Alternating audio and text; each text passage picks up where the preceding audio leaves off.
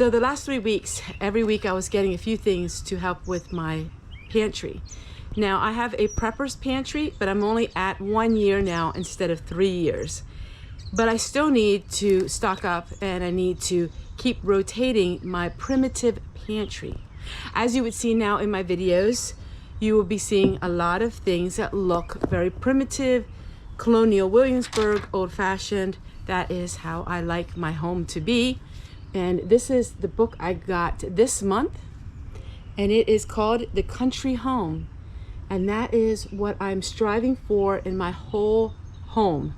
And I pretty much have it. So what we're doing today is we're going to work on the pantry. Because I'm on a tight budget and I want to stock up for my pantry, what I've been doing is just getting a few things every single week. And then that way I have it all ready for the winter larder. So here is a different videos on different days that I went to find some of the things in my stockpile that I need to get. I always look at the dried goods because the bulk dried goods is always cheaper, and I pick up a few things here and there. You don't have to spend a lot of money at one time. If you break it out into a month or 2 or 3, you can really get a lot of things, and it doesn't cost hardly any money because you are extending it in such a long period of time. This here is my favorite book, Be Prepared for What Ifs in Life. The Homestead Winter Pantry. This is my favorite book that I use for in my pantry, and it talks about everything and then it has recipes in the back. This is a great book. All right, let's get started in jarring all of this up.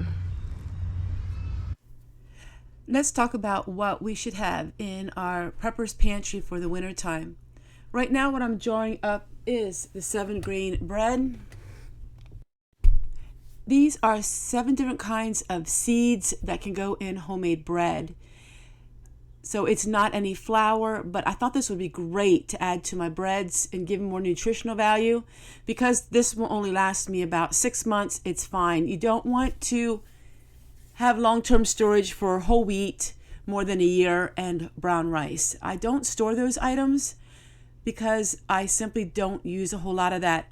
But I'm still consuming white rice from 2020, and it's flavorful, it's fresh. Now what I'm doing is I'm jarring up the odescent flour. Now the odescent flour, the bread flour, is my favorite flour, and this is what I use to bake my bread. I use bread flour for all of my flour. Now with the background that I grew up, odescent flour we called bread flour. We interchanged it. So to those of you who are professional bakers, you probably would say something a little different, but we use this as bread flour because it does have a high gluten. Using up the last of this. This is my food that was in Mylar bags. I got this in 2020.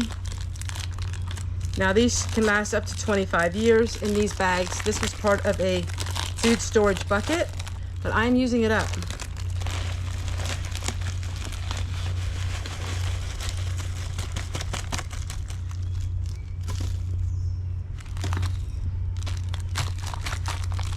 And this is maple sugar oatmeal. 2 months ago.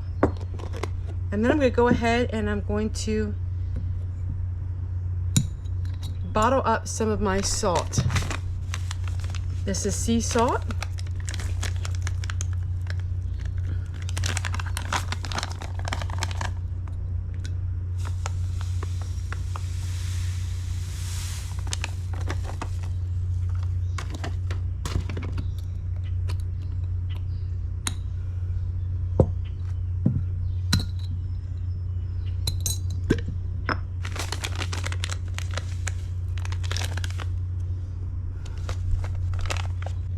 We have salt, we have flour, we have some maple syrup, and this is oatmeal, maple brown sugar oatmeal.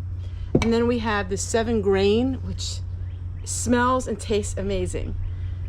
Now I'm going to go ahead and I'm going to turn this into not just regular food storage, but I'm going to make it look very old-fashioned. I have an outdoor pantry and I also have the indoor pantry. I'm glad for these. They don't always sell these, and when they're $1 each, 99 cents, I try to get a bunch of them so I have them on hand. They're really absorbent and they're really nice to have and to use.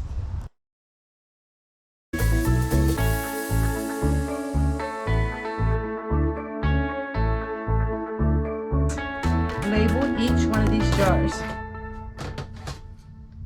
So this will take me another half an hour. Now, of course, you wouldn't have to do all this, but I love my jars to look very vintage.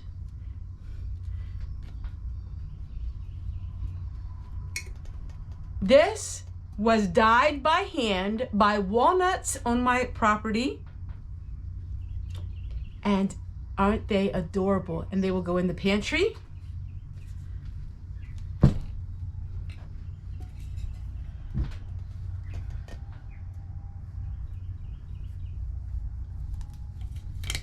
All right, I'll show you what everything looks like when it's done.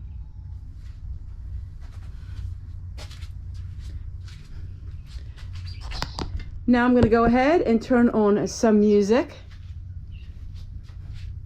And the old radio, and it's supposed to be a replica of the 1950s, our son gave it to me.